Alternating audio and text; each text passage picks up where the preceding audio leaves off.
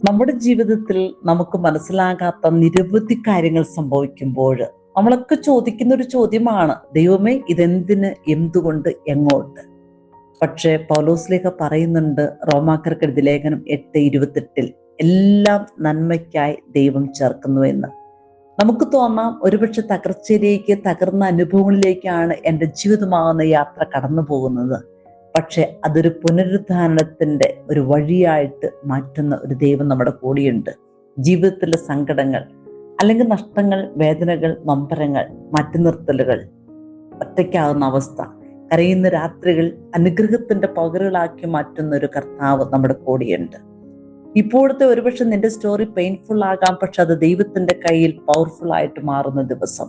നമുക്ക് കാണാത്ത പസിൽ പീസുകൾ കൂട്ടിച്ചേർത്ത് നമ്മുടെ ഭാവി നിർണ്ണയിക്കുന്ന ഒരു ദൈവം. നമുക്ക് വിശ്വസിക്കാം, ഏത് തകർച്ചയിലും അനുഗ്രഹത്തിന്റെ വാതിൽ തുറക്കുന്ന ദൈവം കൂടിയുണ്ട്.